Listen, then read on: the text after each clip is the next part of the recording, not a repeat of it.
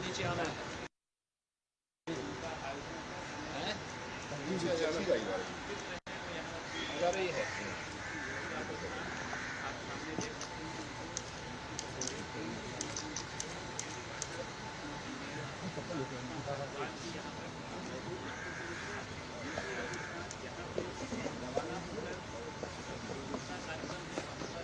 माननीय महाराज जी जिंदाबाद जिंदाबाद जिंदाबाद माननीय महाराज जी जिंदाबाद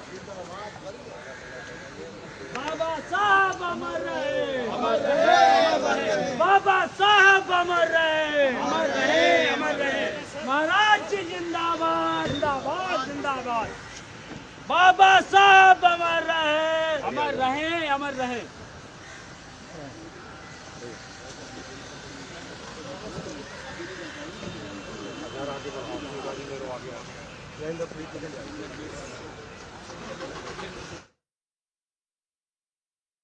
ये सबसे पहले लागू किया और खास तौर से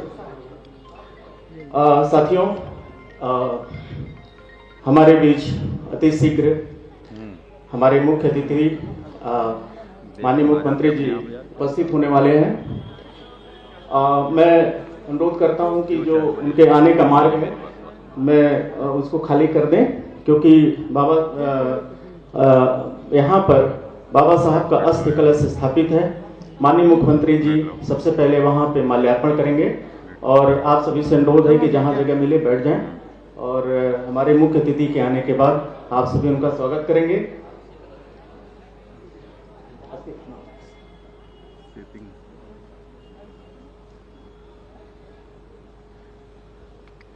माननीय मुख्यमंत्री जी के आने का संकेत हो चुका है।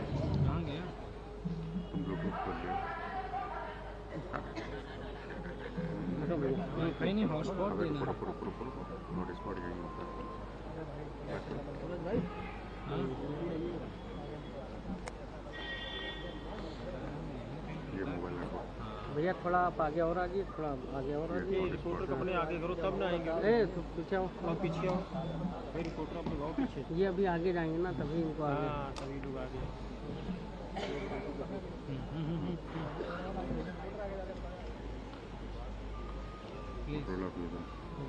अभी भी स्कैन करिए, थोड़ी और स्कैन करिए।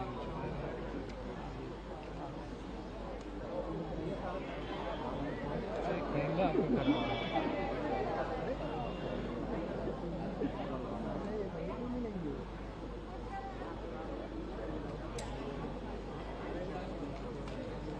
हमारे बीच माननीय असीम अरुण जी राज्य मंत्री स्वतंत्र प्रभार हमारे बीच उपस्थित हैं। माननीय मुख्यमंत्री जी का आगमन हो चुका है।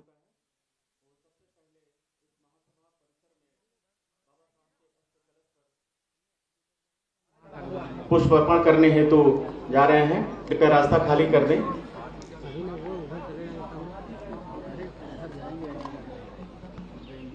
मैं महासभा की ओर से अपने माननीय मुख्यमंत्री जी और उपस्थित विशिष्ट अतिथि उनका मैं हार्दिक स्वागत करता हूं।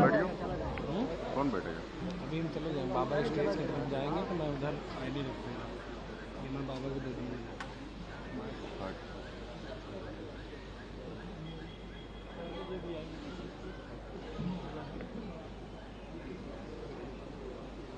सिंगल। ये नीचे भी कुछ हाँ, वो बटन है। अरे यार वो स्टिक में होता नहीं है कि आप ब्लूटूथ से कनेक्ट कर लीजिए तो रिकॉर्डिंग या फोटो दोनों ऑन ऑफ करना हो तो। इस महासभा के परिसर में उपस्थित माननीय मुख्यमंत्री जी बाबा साहब के अस्थि कलश पर पुष्पार्पण कर रहे हैं। यह अस्थि कलश पूरी दुनिया में बाबा साहब के अनुयायियों के लिए, बाबा साहब के फॉलोअर्स के लिए, बाबा साहब को एक बहुत बड़ी उनके एक सम्मान का प्रतीक है। बाबा साहब की पत्नी मीरा ताई जी ने इस अस्थि कलश को अंबेडकर महासभा को सौंपा था। तब से ये बहुत ही विशिष्ट सम्मान के साथ इस महासभा के परिसर में पास स्थापित है। पूरे भारत ही नहीं, पूरे दुनिया में जो बाबा साहब के अनुयायी हैं इस अस्थि कलश पर पुष्पार्पण करते हैं, उनको शिद्दत से याद करते हैं, उनके दिखाए मार्ग पर चलने का संकल्प लेते हैं।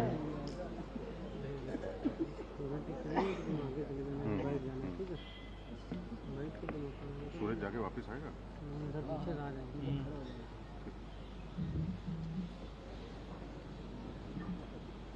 विशेष श्रद्धांजलि सभा बाबा साहब डॉक्टर भीमराव अम्बेडकर। शुरू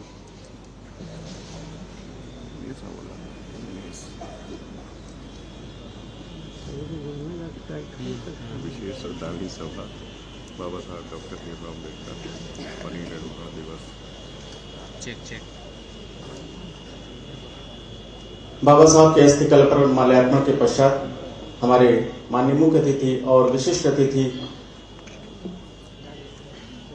मंच पर स्थापित बाबा साहब की प्रतिमा पर माल्यार्पण करेंगे।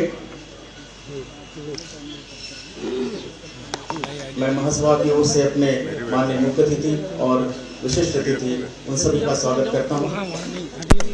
निकालने नहीं देंगे, निकल जाने वो तो उनको निकल।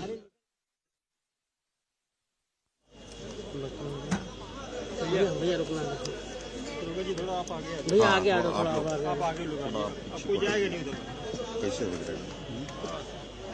कैसे हो जाएगा? दरवाजे भैया और थोड़ा आगे।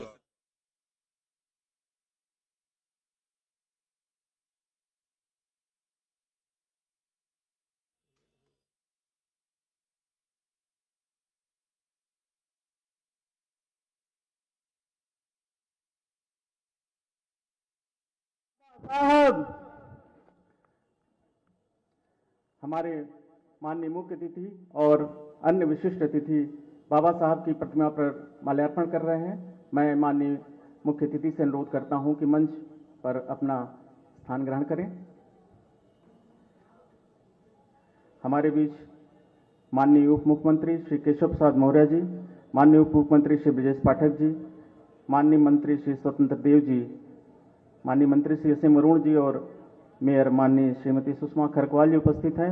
मैं अम्बेडकर महासभा की ओर से आप सभी का हार्दिक स्वागत करता हूं और परंपरागत रूप से हम अपने माननीय अतिथियों का बुके देकर स्वागत करेंगे। तो सर्वप्रथम मैं अम्बेडकर महासभा ट्रस्ट के अध्यक्ष डॉक्टर लालजी प्रसाद निर्मल जी से आग्रह करता हूं कि हमारे माननीय मुख्य अतिथि माननीय मुख्यमंत्री जी को बुके देकर स्वागत करें। इसी क्रम में मैं प्रमोद कुमार जी से आग्रह करता हूं कि श्री केशव प्रसाद मौर्य जी का बुके देकर स्वागत करें। श्री अमरनाथ प्रजापति जी, माननीय उप मुख्यमंत्री ब्रजेश पाठक जी को बुके देकर स्वागत करें। श्रीमती सावित्री चौधरी जी, श्री माननीय मंत्री स्वतंत्र देव जी का बुके देकर स्वागत करें। रचना चंद्रा जी, माननीय असीम अरुण जी का बुके देकर स्वागत करें और सनी कुमार जी, माननीय सुषमा खरकवाल जी का बुके देकर स्वागत करें।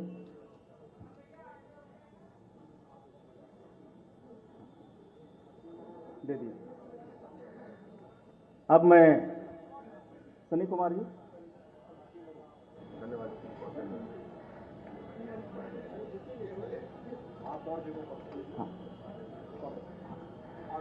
स्वागत की परंपरा के बाद मैं अंबेडकर महासभा की ओर से अपने माननीय अध्यक्ष श्री डॉक्टर लालजी प्रसाद निर्मल जी से आग्रह करता हूं कि माननीय मुख्यमंत्री जी को एक स्मृति चिन्ह देकर महासभा की ओर से स्मृति चिन्ह देकर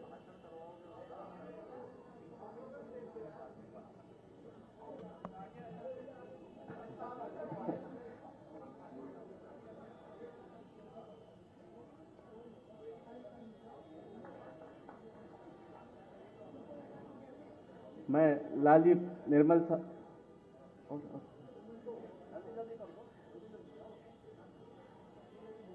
महासभा की ओर से कुछ स्मृति चिन्ह है। मैं अपने माननीय विशिष्ट अतिथियों को हम महासभा की ओर से स्मृति चिन्ह दे रहे हैं। डॉक्टर लालजी निर्मल, हमारे माननीय उप मुख्यमंत्री जी,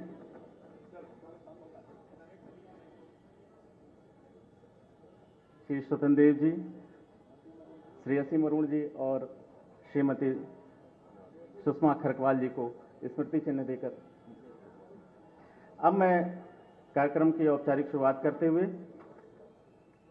अपने अध्यक्ष डॉक्टर लालजी प्रसाद निर्मल जी को स्वागत भाषण के लिए आमंत्रित करता हूं। डॉक्टर लालजी प्रसाद निर्मल।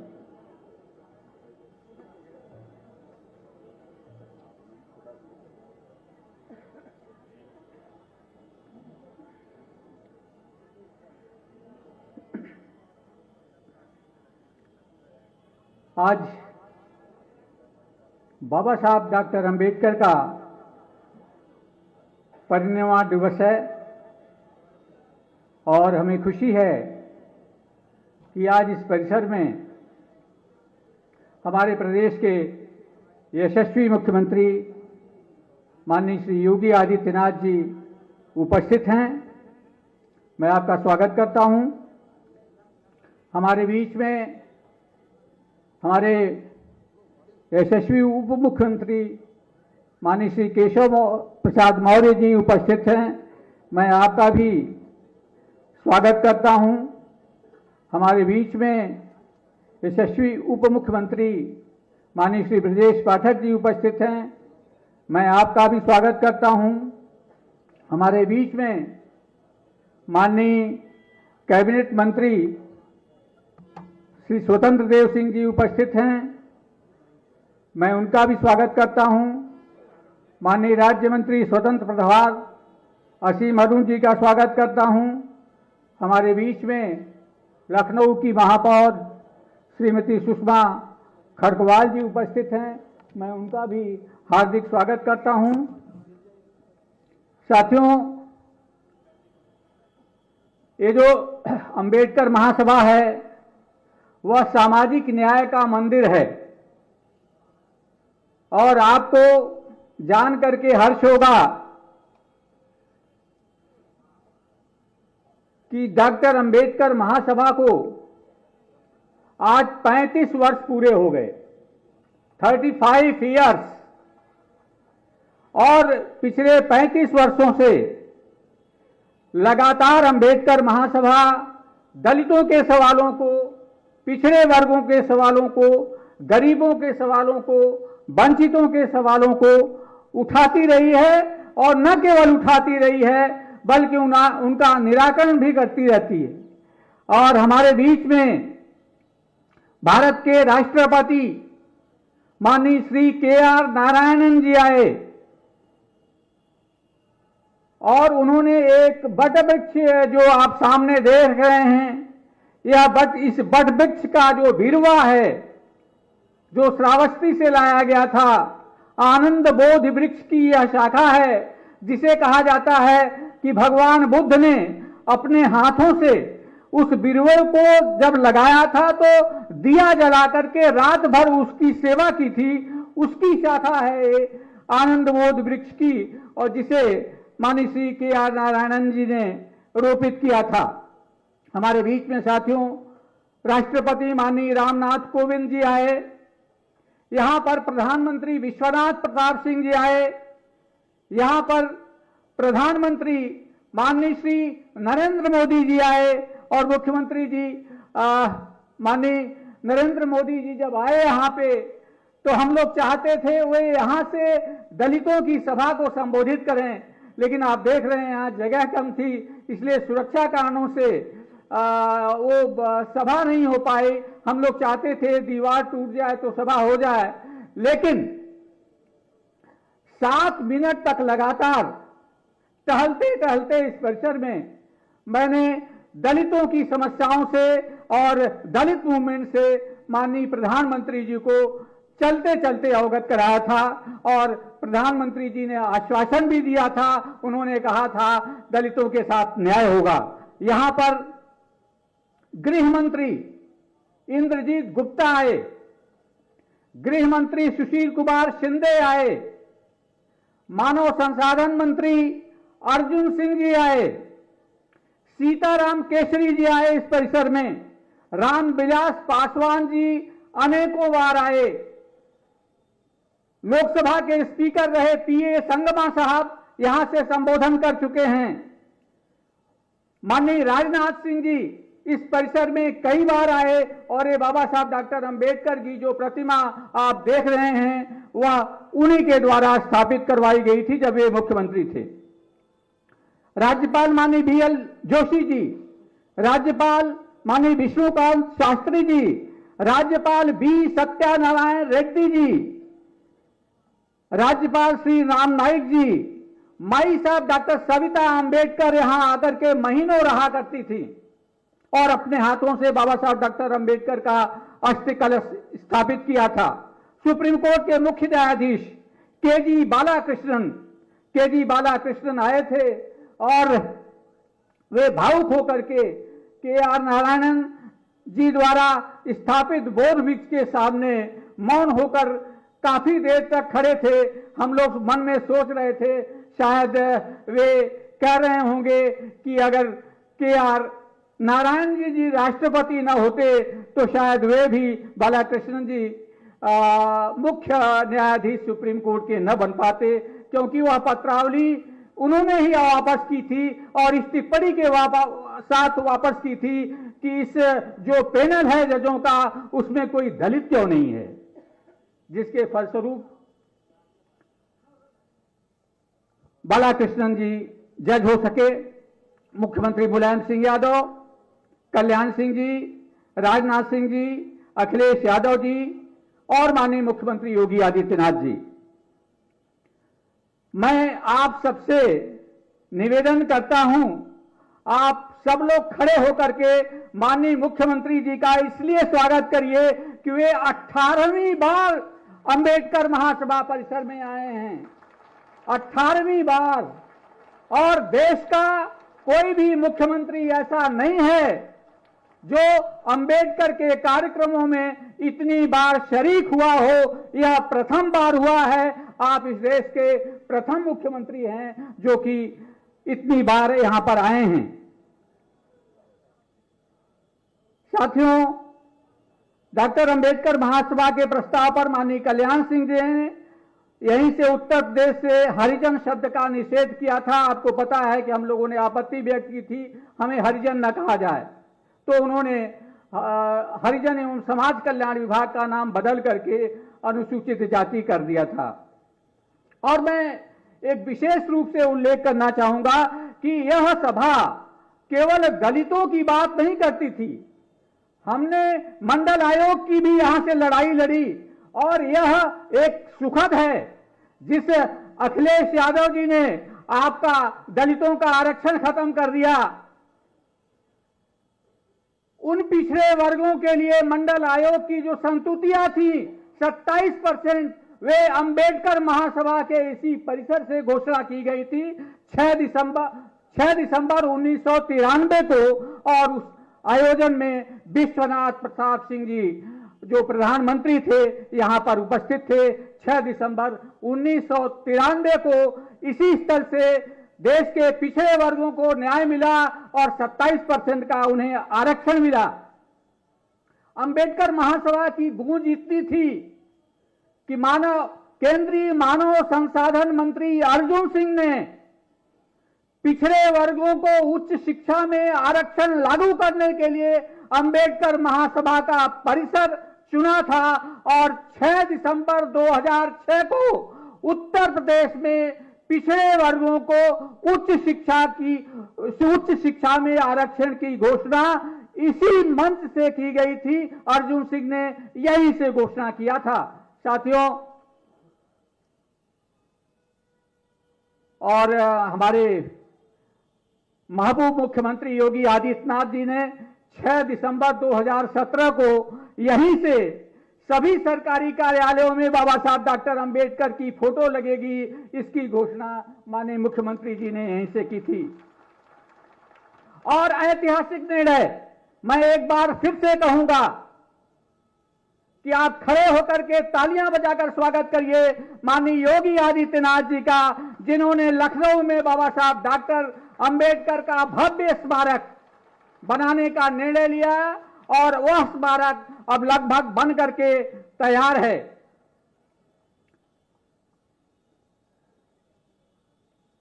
मान्यवर, समय बहुत कम है, नहीं पूरा हो गया मान्यवर। बस मैं अंत में यही कहना चाहूंगा कि देश के प्रधानमंत्री नरेंद्र मोदी जी ने ये अंबेडकर महासभा पहले विरोध की धारा थी, लेकिन प्रधानमंत्री नरेंद्र मोदी जी के आने के बाद और मुख्यमंत्री जब के पद पर जब माननीय योगी आदित्यनाथ जी आए तो यहां से सकारात्मक धारा बही। खासकर से जो आपकी योजनाएं हैं, जो ढेर सारी आवास योजना, उज्ज्वला योजना, सौभाग्य योजना, आयुष्मान भारत, स्वच्छ भारत मिशन, इन योजनाओं के चूंकि सबसे बड़े लाभार्थी दलित हैं, इसलिए एक बड़ा सांत्वना मिली दलितों को और उनका सामाजिक और आर्थिक रूप से सशक्तिकरण हो सका। माननीय मुख्यमंत्री जी, अंत में मैं कहना चाहूंगा कि हम लोग अंबेडकर के दलितों के लिए काम करते हैं, उनके दुख दर्द को समझते हैं और उस पर रिएक्ट भी करते हैं, खत्म कर रहे हैं। और अंबेडकर का दलित मैं आज के परिप्रेक्ष्य में वे उनको नहीं मानता जो संपन्न दलित हैं। हमारा जो दलित है, जो अंबेडकर का दलित है, जो झाड़ू लगा रहा है, जो शौचालयों, सामुदायिक शौचालय को साफ कर रहा है, जो सड़कों पर टोकरी बुन रहा है, जो सड़कों पर मजदूरी कर रहा है, जो चौकीदारी कर रहा है, हम ऐसे गरीब दलितों की बात करते हैं और आप उन्हें न्याय दे रहे हैं और उनकी बातें आप विशेष रूप से सुन करके उनके साथ न्याय करेंगे। और मेरी यह भी अपील है, मुख्यमंत्री जी, जैसे वेतनमान बढ़ते हैं विभिन्न आयोगों के द्वारा, उसी तरह से जो गरीब लोग हैं, जो मानदेय पा रहे हैं, किसी भी पद पे हैं, उनका भी मानदेय बढ़ना चाहिए, जिससे कि वे कब तक झाड़ू लगाने वाले भगवान बुद्ध के समय से झाड़ू लगा रहे हैं और भगवान बुद्ध ने सुमित भंगी को अपने संघ में शामिल किया था, लेकिन वो परंपरा आज भी बनी है। कुछ ऐसा होना चाहिए कि उनके हाथ से झाड़ू छूटे और कलम उनके हाथों में आ जाए। और चूंकि यह प्रधानमंत्री नरेंद्र मोदी जी का कार्यकाल है, माननीय योगी आदित्यनाथ जी का कार्यकाल है और उन्हें सामाजिक न्याय मिलेगा, इस बात की उम्मीद के साथ मैं फिर से सबका स्वागत करता हूं और आप सबका भी स्वागत करता हूं कि प्रदेश के विभिन्न कोनों से इतनी ठंडक में आप आए। बहुत बहुत धन्यवाद। धन्यवाद सर। बुद्धि का विकास मानव के अस्तित्व का अंतिम लक्ष्य होना चाहिए, बाबा साहब का यह महत्वपूर्ण कथन था और उसी के अनुरूप माननीय मुख्य अतिथि जी ने जो यहाँ पे अंबेडकर स्मारक बनवाया है, ये एक बाबा साहब के विचारों को फैलाने में बहुत सहायक होगा। अब मैं सादर श्री असीम अरुण जी को आमंत्रित करना चाहता हूं। श्री असीम अरुण जी। बहुत बहुत धन्यवाद, बहुत आभार। आज बाबा साहब के महापरिनिर्वाण दिवस पर आए हुए सभी बहनों भाइयों का, अतिथियों का, साथियों का मैं स्वागत करता हूं। मैं चाहूंगा एक बार जोरदार तरीके से हम लोग बाबा साहब का स्मरण करेंगे। मैं बोलूंगा बाबा साहब, आप बोलेंगे बाबा साहेब, बाबा साहेब, बाबा साहेब। पोस्टर पे बहुत अच्छी बात मैं देख रहा था, जैसे आजकल सोशल मीडिया पे होता है, कभी कोई प्रवाह चलता है, कभी कोई प्रवाह चलता है। तो बाबा साहब के जीवन काल में एक प्रवाह चला। किसी ने कहा कि मैं पहले मुस्लिम हूं और फिर मैं भारतीय हूं, किसी ने कहा मैं पहले भारतीय हूं फिर मैं हिंदू हूं, किसी ने जाति का कहा, किसी ने कुछ कहा। तो एक पत्रकार ने बाबा साहब से पूछा कि आपका क्या कहना है। बाबा साहब ने तुरंत जवाब दिया, मुझसे पहली बार पूछोगे तो मैं कहूंगा मैं भारतीय हूं, दूसरी बार पूछोगे तो मैं कहूंगा भारतीय हूं, और जितनी बार पूछोगे मैं केवल यह कहूंगा कि मैं भारतीय हूं। ऐसे भारत मां के सपूत के स्मरण के लिए हम सब लोग इकट्ठे हैं। मैं चाहूंगा एक बार भारत मां का भी स्मरण हम लोग करेंगे। भारत माता की, भारत माता की, भारत माता की। बहुत बहुत धन्यवाद सभी का, बहुत बहुत स्वागत। विशेषकर माननीय मुख्यमंत्री जी का मैं आभार व्यक्त करता हूं। जैसा आदरणीय निर्मल जी ने अभी कहा कि 18वीं बार आपका आशीर्वाद यहां पे हम लोग को मिल रहा है। बाबा साहब को आप श्रद्धांजलि माननीय मुख्यमंत्री जी अर्पित कर रहे हैं। हम सब आपके पीछे हैं, आपके साथ हैं, और जो बाबा साहब का बताया हुआ रास्ता है उस पर चलने के लिए हम सब मिलकर काम कर रहे हैं आपके निर्देशन में। ये हमारा बहुत बड़ा सौभाग्य है। आदरणीय उप मुख्यमंत्री मेरे बड़े भाई श्री केशव प्रसाद मौर्य जी, भाई साहब आपको बहुत सारी शुभकामनाएं। आदरणीय ब्रजेश पाठक जी भाई साहब, आपको भी मेरी ओर से शुभकामनाएं। आदरणीय स्वतंत्र देव जी हमारे कैबिनेट मंत्री, आदरणीय लालजी प्रसाद निर्मल जी, हमारी मेयर सुषमा खरकवाल जी, आदरणीय प्रमोद सरोज जी, श्री अमरनाथ प्रजापति जी, डॉक्टर सत्या दौरे जी, श्रीमती बीना मौर्य जी, सभी को बहुत बहुत स्वागत। आज का दिन केवल फूल चढ़ाने का, माला चढ़ाने का एक अनुष्ठान मात्र करने का दिन नहीं है। आज का दिन बाबा साहब के बताए हुए रास्ते का और अपने संकल्प को दोहराने का दिन है। कहां तक हम लोग पहुंचे और अभी आगे कहां पहुंचना है। काफी कुछ अच्छा कर पाए हम लोग, लेकिन कुछ काम अभी बचे भी हैं, उसके लिए हम लोग को आगे बढ़ना है। बाबा साहब के मूल भाव ये थे कि किसी भी प्रकार का कोई भेदभाव समाज में नहीं होना चाहिए, हर तरह की समानता होनी चाहिए, और सबसे बड़ी बात अवसर की समानता होनी चाहिए। मुझे विश्वास है बाबा साहब ऊपर से हम लोग को आज देख रहे होंगे तो इस बात से जरूर खुश होंगे कि महिलाओं और पुरुषों की संख्या लगभग बराबर है। तो इस मामले में कोई विषमता नहीं है। आई हुई सभी बहनों का मैं स्वागत करता हूं, और भाइयों से कहूंगा कि तालियां बजा के बहनों का स्वागत करें कि आज का कार्यक्रम इस मामले में बिल्कुल समानता के हिसाब से।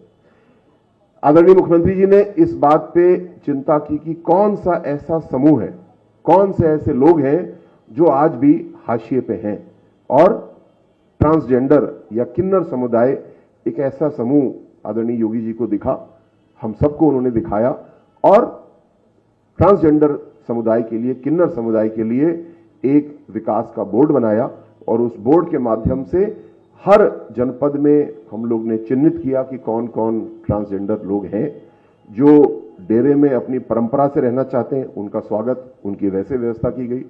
जो नौकरी करना चाहते हैं, मुख्य धारा में काम करना चाहते हैं, उनका वैसे स्वागत, और एक बड़ा अभियान चला करके ऐसा समुदाय जिसको मजाक का पात्र बनाया गया था, तमाम उत्पीड़न हो रहा था, उनको मुख्य रास्ता में लाने का काम किया गया।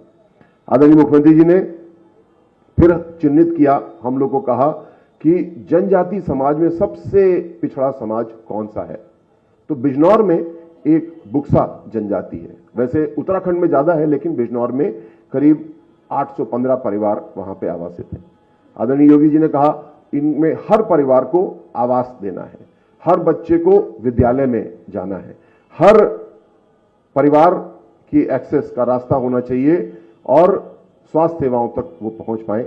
मुझे बताते हुए बहुत खुशी है कि ये सभी 815 परिवार, जितनी भी सरकार की योजनाएं हैं, आदरणीय योगी जी के निर्देश पे पूरी तरह आच्छादित, सैचुरेट हो चुके हैं, और तेजी से अपनी राह को आगे पकड़ के विकास की दृष्टि से बढ़ रहे हैं। अब आगे और एक महत्वपूर्ण समाज का हिस्सा आदरणीय योगी जी ने चिन्हित किया, जो कि घुमंतु समाज है। घुमंतु समाज में जनजाति भी हैं, अनुसूचित जाति भी हैं, पिछड़ा वर्ग भी है और अनारक्षित सामान्य वर्ग भी है। सभी ऐसे लोग हैं जिनको हम लोग देखते हैं, कहीं फ्लाईओवर के नीचे रहते हुए देखते हैं नगर में, कहीं ग्रामीण क्षेत्र में पन्नी बांध करके रहते हुए देखते हैं। ऐसे समाज के ऐसे परिवारों को ताकत देने के लिए आदरणीय योगी जी ने निर्णय लिया कि एक घुमंतु विकास मिशन बनाया जाएगा और एक घुमंतु विकास बोर्ड बनाया जाएगा, जो कि जल्दी ही बनके तैयार होगा और इस बड़े समूह के लिए मिलकर के काम करेगा। अब आने वाले समय में जो जीरो पॉवर्टी की योजना चलाई जा रही है, मैं कल ही आंकड़ा देख रहा था, मुझे इस बात से बड़ी संतुष्टि हुई कि सबसे ज्यादा परिभाषा की दृष्टि से देखें तो अनुसूचित जाति की विधवा महिलाओं को उसमें चिन्हित किया गया है। मतलब सबसे कमजोर जो व्यक्ति, हम भी सोच सकते हैं, लेकिन आंकड़ा भी हमको बता रहा है कि उनको चिन्हित किया गया है और उनको लाभ देने का काम किया जा रहा है। कुल मिला के सबको साथ लेके चलने की नीति आपकी सरकार की है, बंटवारे वाली नीति हम लोग की नहीं है। जो लोग बंटवारे वाली नीति पे चलते हैं, जो बंटवारे वाली राजनीति करते हैं, उनका हाल वो होता है जो आज पाकिस्तान का हाल है, जहां पे आटा नहीं मिल रहा है, 180 रुपए किलो आटा वहां पे है और भारत में 80 करोड़ थालियों में आपकी सरकार भोजन रखती है। ये अंतर जोड़ने वाले और बांटने वाले के बीच में होता है। ऐसे लोगों से भी हमको बच के रहना है जो अपना चेहरा बाबा साहब के बगल में लगा करके अपने आप को बाबा साहब से बड़ा दिखाने की कोशिश करते हैं। ये वो लोग हैं जो हमारी योजनाओं को बंद करते हैं जब कलम इनके पास मुख्यमंत्री की आ जाती है। ये वो लोग हैं जो बाबा साहब के नाम पे मेडिकल कॉलेज, विश्वविद्यालय, जिला, उसके ऊपर अपनी काली कलम चलाते हैं। ये किसी भी तरह समाज में सबका साथ या भेदभाव को समाप्त करने के हितैषी नहीं है। ये इस बात के विरोधी हैं। इन लोगों से हमसे सचेत रहना है हमको और बचना है। आदरणीय योगी जी को, आदरणीय मोदी जी को हम धन्यवाद देते हैं कि आपने एक नई राह हम लोग को दिखाई है और जो बाबा साहब ने रास्ता हमको दिखाया, जो उद्देश्य बाबा साहब ने दिया, उसको पूरा करने के लिए हमें किस रास्ते से जाना चाहिए, हमारे मील के पत्थर क्या होने चाहिए और समय से सब काम पूरे हों, ऐसा करके भी दिखाया और हम लोग को करने का रास्ता भी दिखाया। मैं आदरणीय योगी जी का बहुत बहुत धन्यवाद देता हूं। आए हुए सभी साथियों को बहुत धन्यवाद देता हूं और पुनः हम सब बाबा साहब के बताए हुए रास्ते के संकल्प को आज दोहराएंगे और तेजी के साथ उस पर बढ़ेंगे। बहुत बहुत आभार, बहुत बहुत धन्यवाद। जय भीम। धन्यवाद सर। बाबा साहब का भी कहना था कि एक महान व्यक्ति, एक प्रतिष्ठित व्यक्ति के रूप में इससे इस रूप में अलग होता है कि वह समाज का सेवक बनने को तैयार होता है। निश्चित रूप से समाज के वंचित वर्गों, घुमंती जातियों और जो निचले पायदान पर खड़े लोगों के लिए हमारे माननीय मुख्यमंत्री जी ने किया, समाज बेहद आभारी है। अब मैं अपने अगले वक्ता के रूप में हमारे बीच उपस्थित माननीय उप मुख्यमंत्री श्री ब्रजेश पाठक जी को मैं सादर आमंत्रित करता हूं। बाबा साहब, बाबा साहब, बाबा साहब। भारत रत्न बाबा साहब डॉक्टर अंबेडकर जी के परिनिर्वाण दिवस पर आयोजित श्रद्धांजलि सभा में हमारे बीच में उपस्थित हैं उत्तर प्रदेश के लोकप्रिय मुख्यमंत्री आदरणीय योगी आदित्यनाथ जी, उत्तर प्रदेश के उप मुख्यमंत्री, भारतीय जनता पार्टी के प्रदेश अध्यक्ष रहे आदरणीय केशव प्रसाद मौर्य जी, उत्तर प्रदेश के माननीय मंत्री आदरणीय स्वतंत्र देव सिंह जी, हमारे राज्य मंत्री स्वतंत्र प्रभार आदरणीय असीम अरुण जी, लखनऊ की लोकप्रिय महापौर आदरणीय सुषमा खरकवाल जी, इस कार्यक्रम के आयोजक अंबेडकर महासभा के अध्यक्ष सदस्य विधान परिषद डॉक्टर लालजी प्रसाद निर्मल जी, प्रदेश अध्यक्ष आदरणीय प्रमोद कुमार जी, महामंत्री आदरणीय अमरनाथ प्रजापति जी, डॉक्टर सत्या दोहरे जी, आदरणीय जयशंकर सहाय जी, सर्वेश पाटिल जी, रामचंद्र पटेल जी, विजय कुमार जी, उपस्थित सभी हमारे भाइयों तथा बहनों पत्रकार मित्रों, बाबा साहब के परिनिर्वाण दिवस के अवसर पर उत्तर प्रदेश वासियों की तरफ से, उत्तर प्रदेश सरकार की तरफ से हृदय की गहराइयों से श्रद्धा सुमन अर्पित करता हूं। बाबा साहब के मन में देश की आजादी के साथ साथ एक पीड़ा थी सदियों से, जिनको दबाया गया है, दलितों को, पिछड़ों को, गरीबों को, वंचितों को, उनको मुख्य धारा में लाने के लिए लगातार वो संघर्ष करते रहे। आज आप देखते होंगे आजादी के बाद जो बड़ी बड़ी गाड़ियों में बैठ करके आपके बीच में हाथ जोड़ते लोग नजर आते हैं वोट मांगने के लिए, ये बाबा साहब भीमराव अंबेडकर की देन है। उससे पहले गरीबों को, वंचितों को वोट देने का अधिकार इस देश में नहीं था। वोट देने का अधिकार इस देश के अंदर सिर्फ अंग्रेजों को, पिछलग्गुओं को, एमए बीए पास लोगों को या जमींदारों को होता था। बाबा साहब भीमराव अंबेडकर की देन है कि आज आपका नेता, आपका राजा आपके वोट से बनकर के तैयार होता है। ये लोग जो बड़ी बड़ी गाड़ियों में घूम करके दलितों, पिछड़ों पर अत्याचार करते थे, आज वोट मांगने के लिए आपके पैरों पर गिड़गिड़ाने का काम करते हैं। मैं खासकर नाम लेना चाहूंगा समाजवादी पार्टी और कांग्रेस पार्टी के नेताओं का। कांग्रेस पार्टी ने तो बाबा साहब भीमराव अंबेडकर के निजी सचिव को तोड़ करके उनके खिलाफ चुनाव लड़ा करके, पैसा बहा करके उनको चुनाव में हराने का काम किया था। कांग्रेस पार्टी के बारे में बाबा साहब भीमराव अंबेडकर ने अपनी आत्मकथा में लिखा कि हमारे अनुयायियों, देश के अनुयायियों सुन लो, दलितों पिछड़ों सुन लो, लिख लो कि कांग्रेस पार्टी के चवन्नी के भी सदस्य न बनना, यह विश्वासघाती पार्टी है, धोखेबाज पार्टी है। और समाजवादी पार्टी के लोगों के बारे में मैं याद दिलाना चाहता हूं। आज मैं अखबार देख रहा था, वो भी जाएंगे। यही समाजवादी पार्टी के लोग जब सूबे में सत्ता में थे तो यहां पर उनके राष्ट्रीय अध्यक्ष बैठते थे, मुख्यमंत्री बैठते थे मंच पर, और उनके एक वरिष्ठ नेता बाबा साहेब की उंगली को कहते थे ये जमीन कब्जा करने वाले भूमाफिया के काम है। ये ऐसा उन्होंने कहा था कि नहीं कहा था, मुझे बताइए बहनों। आज ये लोग वोट मांगने के चक्कर में अपने बराबर में फोटो लगा करके बाबा साहब का आपकी सहानुभूति बटोरना चाहते हैं।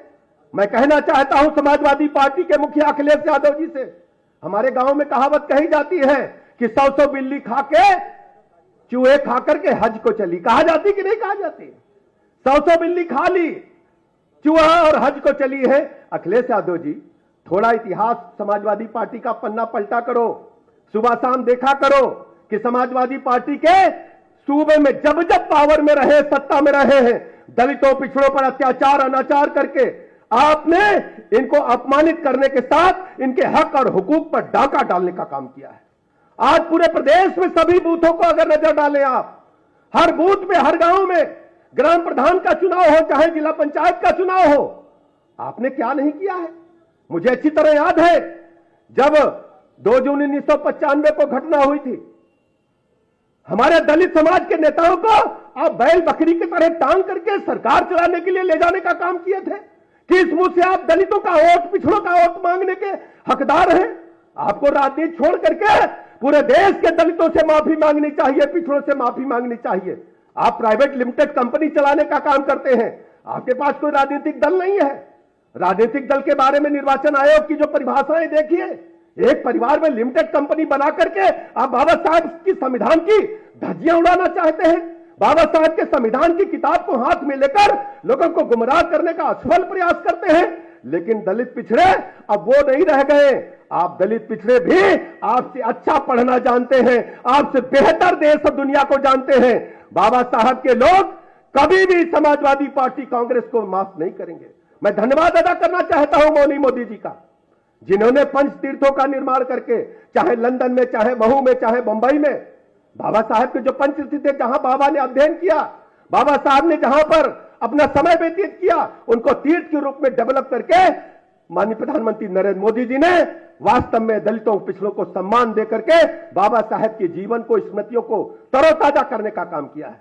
हम ऐसे अवसर पर मोदी जी को धन्यवाद देने के साथ साथ एक नारा लगाएंगे, अपनी बात समाप्त करेंगे।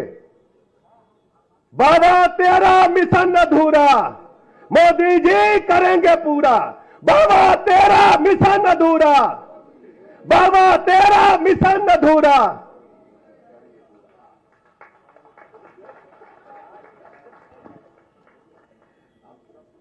धन्यवाद सर। बाबा साहब ने कहा था कि मनुष्य नश्वर है, उसी तरह उसके विचार भी नश्वर होते हैं और विचारों को प्रचार प्रसार की जरूरत होती है। जिस तरह एक पौधे को पानी की, अन्यथा दोनों सूख जाते हैं। हमारे माननीय उप मुख्यमंत्री जी ने उन विचारों के प्रसार के लिए माननीय जिस तरह से पंचतीर्थ बनाए गए और जो स्मारक बनाए गए हैं, हम बेहद आभारी हैं। अब मैं अपने अगले वक्ता के रूप में हमारे माननीय उप मुख्यमंत्री जी श्री केशव प्रसाद मौर्य जी को मैं सादर आमंत्रित करता हूं। सबसे पहले आज संविधान निर्माता पूज्य बाबा साहब के चरणों में परिनिर्वाण दिवस के अवसर पर मैं अपनी विनम्र श्रद्धांजलि अर्पित करता हूं। और आज अंबेडकर महासभा के द्वारा आयोजित इस श्रद्धांजलि सभा में उत्तर प्रदेश के आदरणीय मुख्यमंत्री योगी आदित्यनाथ जी, हमारे जिनका अभी आपने उद्बोधन सुना, उप मुख्यमंत्री आदरणीय ब्रजेश पाठक जी, कैबिनेट मंत्री आदरणीय श्री स्वतंत्र देव जी, हमारे मंत्रिपरिषद के साथी आदरणीय असीम अरुण जी, महापौर आदरणीय सुषमा खरकवाल जी, और हमारे विधान परिषद में सदस्य भी हैं और सभा के अध्यक्ष भी हैं आदरणीय श्री लालजी प्रसाद निर्मल जी, प्रदेश अध्यक्ष श्री प्रमोद कुमार जी, महामंत्री श्री अमरनाथ प्रजापति जी और डॉक्टर सत्या दोहरे जी जो कोषाध्यक्ष के रूप में जिम्मेदारी निभाते हैं। आज का दिन बहुत महत्वपूर्ण है। आज पूरे देश में बाबा साहब को याद किया जा रहा है। मैं परिनिर्वाण दिवस के अवसर पर बड़े गर्वपूर्वक कह सकता हूं, बाबा जी शरीर छोड़ करके गए हैं, लेकिन बाबा जी आज भी संविधान के रूप में, विचार के रूप में हम सब के बीच मौजूद हैं। इसको एहसास करते हैं कि नहीं एहसास करते आप लोग? हर समय बाबा जी मौजूद हैं। बाबा जी सर्वकालिक हैं। बाबा जी जिस प्रकार का संविधान हमें दिए, आज जिसकी चर्चा हमारे पूर्व वक्ताओं ने की है, मैं बड़े गर्वपूर्वक ये कह सकता हूं कि बाबा साहब ने जो स्वप्न देखे थे उसको डबल इंजन की सरकार माननीय प्रधानमंत्री श्री नरेंद्र मोदी जी के नेतृत्व में, आदरणीय मुख्यमंत्री योगी आदित्यनाथ जी के नेतृत्व में निरंतर पूरा करने का काम कर रही है। आज जब मैं अभी अस्थि कलश पे पुष्पांजलि कर रहा था तो पिछले दिनों माननीय प्रधानमंत्री जी के निर्देश पर मुझे भगवान तथागत बुद्ध के पवित्र अवशेष को लेकर के रूस जाने का अवसर मिला था। और रूस जब मैं गया तो रूस पहले एक कम्युनिस्ट देश था, लेकिन वहां का एक राज्य कलमी किया था। वहां जब गया, वहां की आबादी 3 लाख थी।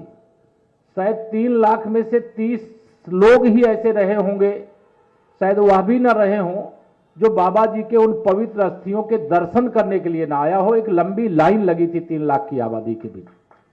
भगवान तथागत बुद्ध के संदेश को लेकर के, विचार को लेकर के, उनके शरण में जाकर के, भगवान बुद्ध की शरण में जाकर के बाबा साहब ने जो रास्ता दिखाया, उस रास्ते को हम स्मरण रखें। और जो संविधान उन्होंने दिया, जिसकी चर्चा हमारे पूर्व वक्ताओं ने की है, हम जानते हैं गरीबी का दर्द क्या होता है, गरीबों की पीड़ा क्या होती है।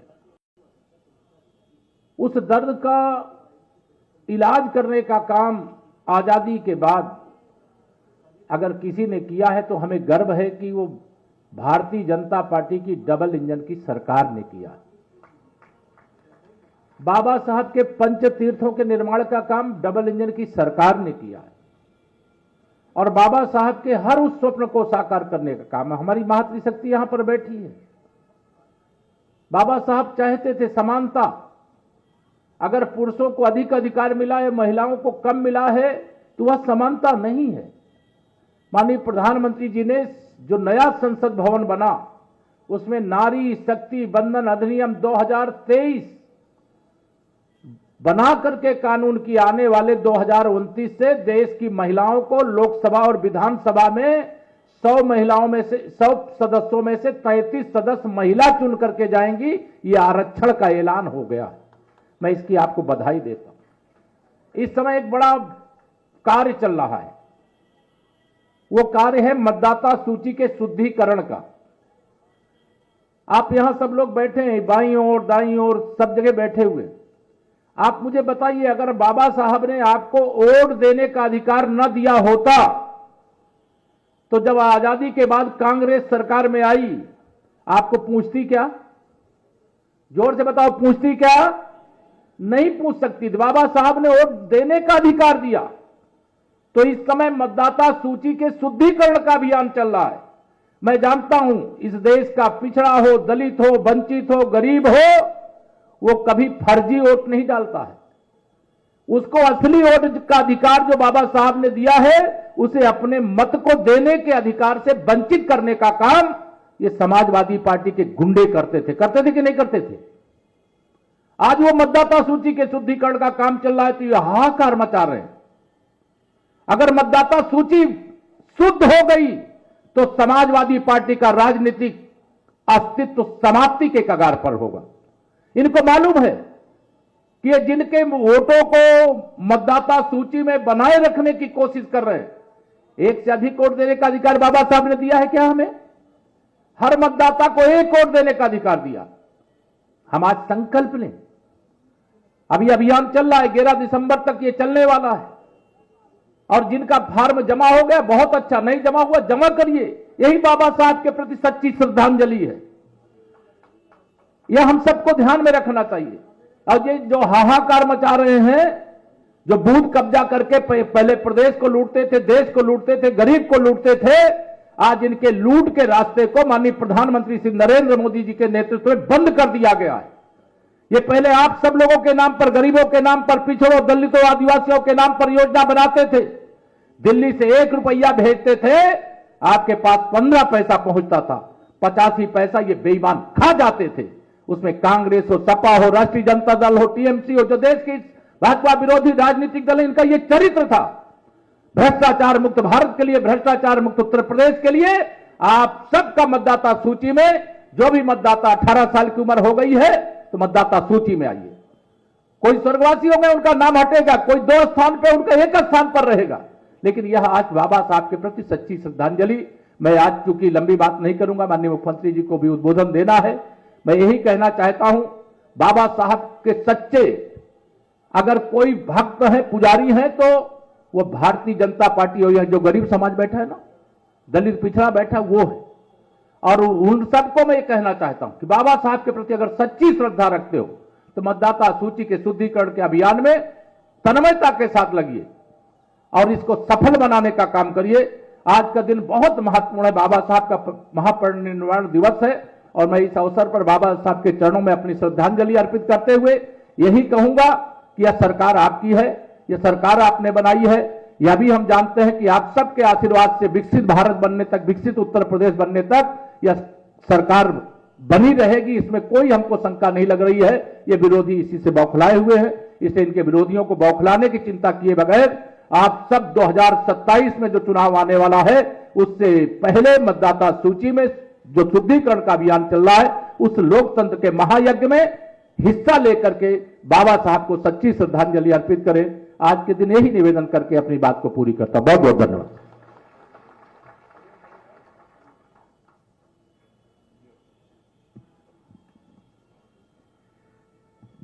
धन्यवाद सर।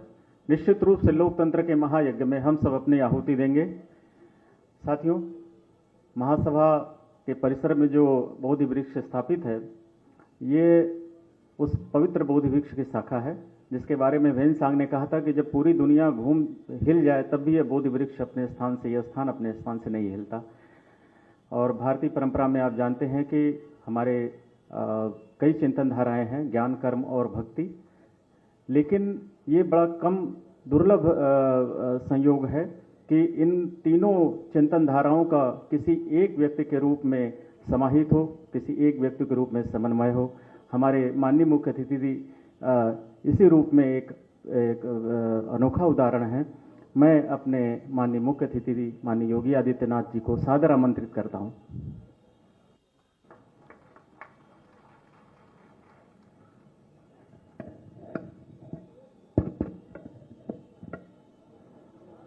भारत रत्न बाबा साहब डॉक्टर भीमराव अंबेडकर जी के महापरिनिर्वाण दिवस के अवसर पर आयोजित आज के इस कार्यक्रम में मंच पर समारोह में मेरे साथ उपस्थित प्रदेश सरकार में मंत्रिमंडल के मेरे वरिष्ठ सहयोगी, उप मुख्यमंत्री द्वय श्री केशव प्रसाद मौर्य जी, श्री ब्रजेश पाठक जी, प्रदेश सरकार के जल शक्ति मंत्री श्री स्वतंत्र देव सिंह जी, समाज कल्याण विभाग के मंत्री श्री असीम अरुण जी, लखनऊ की महापौर श्रीमती सुषमा खड़गवाल जी, इस संपूर्ण कार्यक्रम के संयोजक विधान परिषद सदस्य डॉक्टर लालजी प्रसाद निर्मल जी, प्रदेश अध्यक्ष अंबेडकर महासभा से प्रमोद कुमार जी, महामंत्री अमरनाथ प्रजापति जी, कोषाध्यक्ष डॉक्टर सत्या दोहरे जी, आज के इस कार्यक्रम में यहां पर उपस्थित अंबेडकर महासभा और बाबा साहब डॉक्टर भीमराव अंबेडकर जी के प्रति श्रद्धा और समर्पण का भाव रखने वाले सभी मेरे उपस्थित बहनों और भाइयों, मैं सबसे पहले बोधिसत्व भारत रत्न डॉक्टर भीमराव अंबेडकर जी की स्मृति को नमन करते हुए उनके इस पावन पुण्यतिथि के अवसर पर विनम्र श्रद्धांजलि अर्पित करता हूं। आज का दिन हम सबके लिए एक प्रेरणा दिवस है,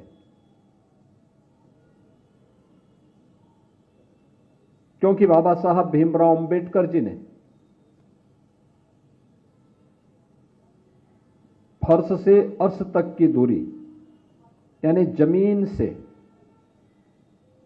और आसमान की ऊंचाइयों तक पहुंचने के लिए जो परिश्रम किया, जिन चुनौतियों से वो जूझे, जिन कठिनाइयों का सामना उनको करना पड़ा, जिस सामाजिक भेदभाव कि उन रूढ़िगत विषमताओं से जकड़े हुए समाज से उभर करके उन्होंने कोटि कोटि वंचितों, दलितों और अति पिछड़ों को सम्मानजनक जीवन देने के लिए एक नया अवसर उपलब्ध कराया है, उसके प्रति कृतज्ञता ज्ञापित करने का दिवस है आज का महापरिनिर्वाण दिवस का ये समारोह। और ये हमारा सौभाग्य है कि बाबा साहब भीमराव अंबेडकर की उन्हीं शिक्षाओं से प्रेरित होकर के देश के यशस्वी प्रधानमंत्री श्री नरेंद्र मोदी जी के नेतृत्व में देश के अंदर आज उस प्रकार के एक अभियान चल रहे हैं।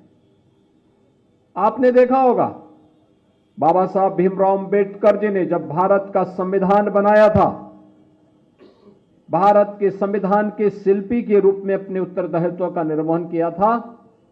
3 महत्वपूर्ण शब्द उसकी प्रस्तावना में रखे थे, वह था न्याय, स्वाधीनता यानी समता और बंधुता।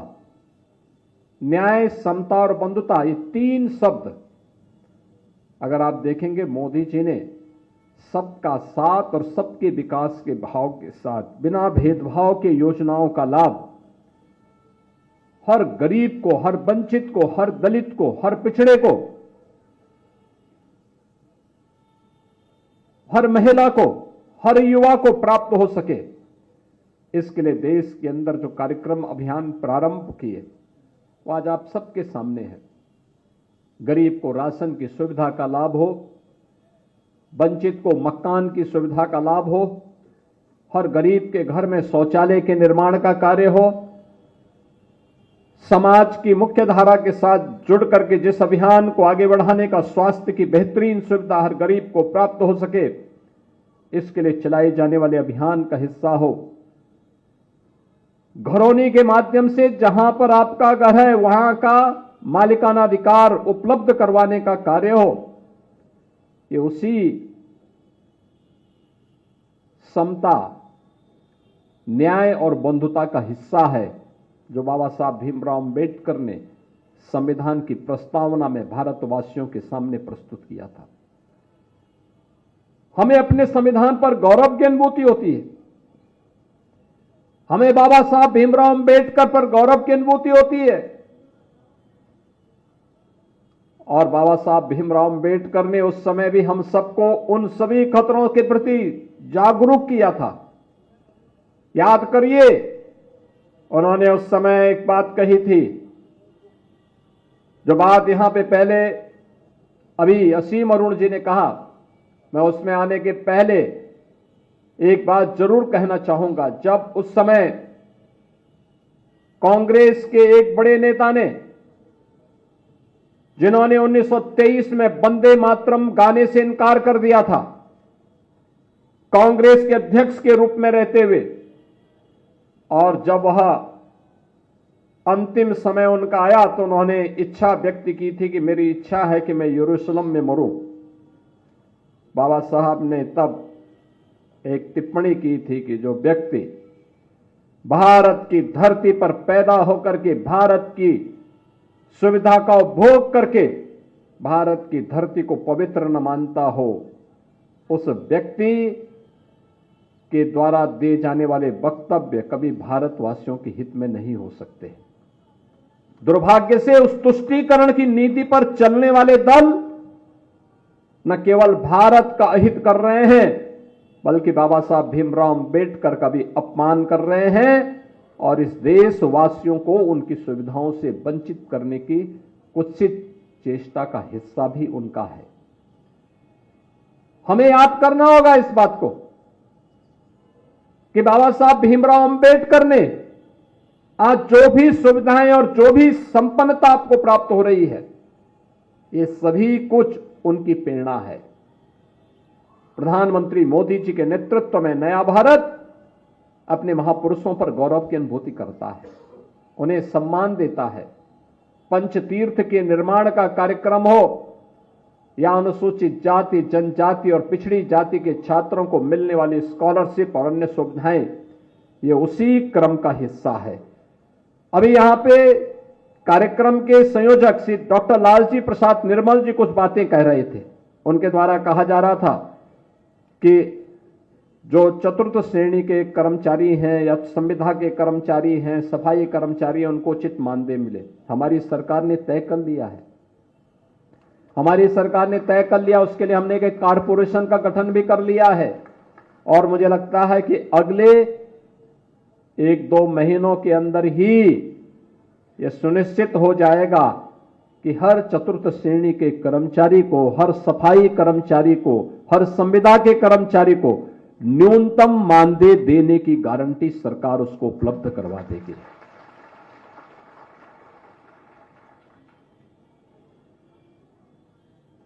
जीरो पॉवर्टी का हमारा अभियान भी उसी का हिस्सा है। अभी भी जो वंचित है, जो सुविधा का लाभ नहीं प्राप्त कर पाया है, अनुसूचित जाति, जनजाति, अति पिछड़ी जाति के गरीबों के, उन सभी तबकों को चिन्हित करने का कार्य हमारा लगभग फाइनल हो चुका है। इस समय उनके किसी के राशन कार्ड बन रहे हैं, किसी के लिए पेंशन के कार्ड बन रहे हैं, किसी को अन्य सुविधाओं का लाभ उपलब्ध करवाया जा रहा है। और जिसके पास आवास नहीं होगा उसको आवास की सुविधा देंगे, जिसके पास आयुष्मान का कार्ड नहीं होगा उसको 5 लाख रुपए की आयुष्मान की सुविधा का लाभ उपलब्ध करवाएंगे। लेकिन कोई भी गरीब, कोई भी वंचित, अभावग्रसित नहीं रहेगा। उसको सभी प्रकार की सुविधाओं से संपन्न बनाने का काम ये डबल इंजन की सरकार आज कर रही है और उस अपने उस अभियान को आगे लेकर के कार्य करेगी। आज हमारी सरकार एक अन्य महत्वपूर्ण निर्णय लेने जा रही है और वह निर्णय है कि उत्तर प्रदेश के अंदर जहां जहां भी बाबा साहब भीमराव अंबेडकर की मूर्तियां लगी हैं, उन मूर्तियों में अक्सर होता है कुछ शरारती तत्व आकर के मूर्तियों के साथ छेड़छाड़ करते हैं, क्षतिग्रस्त करने का कुत्सित प्रयास करते हैं।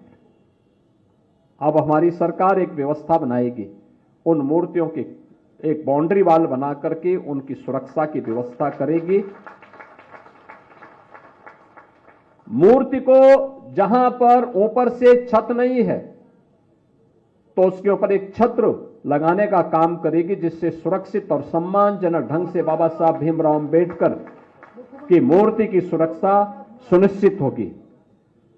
हर मलिन बस्ती को, हर दलित बस्ती को, अनुसूचित जाति बस्ती को, जनजातीय बस्तियों को हम कनेक्टिविटी के साथ जोड़ने के कार्यक्रम को, जो अगर बच गया है, यद्यपि ग्राम्य विकास विभाग ने, नगर विकास विभाग ने इन कार्यक्रमों को पूरा करने का काम किया, लेकिन फिर भी अगर कोई बचा होगा उसको हम पूरी तरह कनेक्टिविटी के साथ जोड़ने का कार्य करेंगे। इस विश्वास के साथ मैं आज एक बार फिर से बाबा साहब भीमराव अंबेडकर की इस महापरिनिर्वाण दिवस के अवसर पर उनकी स्मृति को नमन करता हूं। प्रदेश सरकार और प्रदेश के 25 करोड़ जनता जनार्दन की ओर से उन्हें विनम्र श्रद्धांजलि अर्पित करता हूं और आप सभी अंबेडकर महासभा और प्रदेश के हर उस गरीब, दलित, वंचित नागरिक से इस बारे में मैं अपील और उनसे इस बारे में उन्हें आश्वस्त करता हूं कि बाबा साहब भीमराव अंबेडकर का यह जीवन दर्शन हमें एक नई प्रेरणा देता है और डबल इंजन की सरकार बाबा साहब भीमराव अंबेडकर की उन प्रेरणाओं से प्रेरित होकर के समाज और राष्ट्र को सशक्त बनाने में, भारत के संविधान के गौरव को पुनर्स्थापित करने की दिशा में निरंतर प्रयत्नशील होकर के कार्य करेगी। आप सबके प्रति मेरी शुभकामनाएं हैं। धन्यवाद। जय हिंद।